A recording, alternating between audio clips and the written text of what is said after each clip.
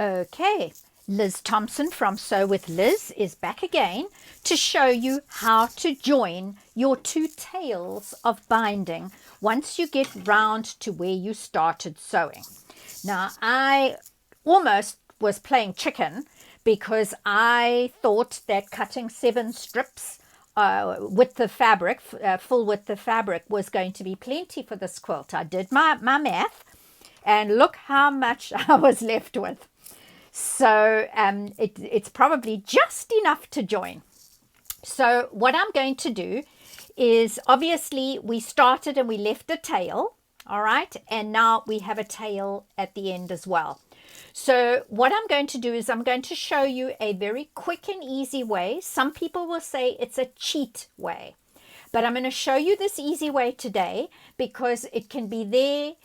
You could learn it, you can see how to do it when you're in a time crunch and you need something to be finished super fast. But there are other more, how shall I put it, maybe complex, better ways of joining your two tails. But for today, I'm going to show you this method. So what you're going to do is you're going to take one of the tails and you're going to fold it over at a 45-degree angle like that. And then you're going to bring the other strip of fabric over and you're going to fold that at a 40. In fact, you know what? I think I'm going to move further down here because I have sewn a little too close to the edge of that tail.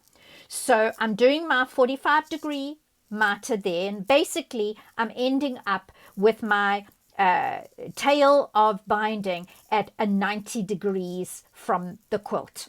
All right, then I'm going to take this other piece and fold it over and then do the same thing with the other tail.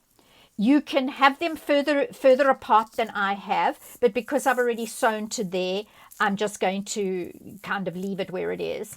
And one of the things that you might like to do is to make sure that this top piece of binding is very slightly below or to the right hand side of this first piece of binding, because if you think about it, when you turn it over, the underneath binding is the one whose edge you're going to see. So you don't really want to see this piece peeping out, and then you'd be having to stuff it in and so on when you sew just now. So I am going to move it kind of like that.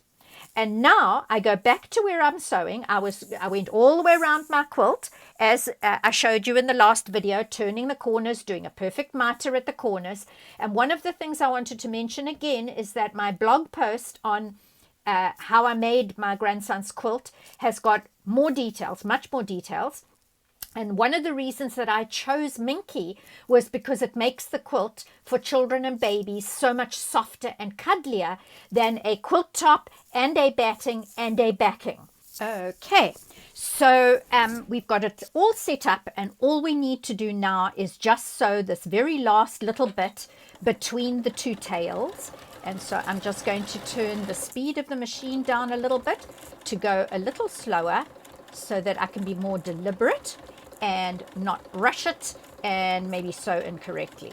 So all I need to do is sew a little bit beyond where I first started adding my binding, and then I can cut my threads and bring the quilt forward. And obviously now what I can do is I can cut off the tails that I folded at a 90-degree angle from the quilt, and those go in my little bag under the table, which is where I keep all my little thread offcuts, and those go to stuffed pillows for homeless people.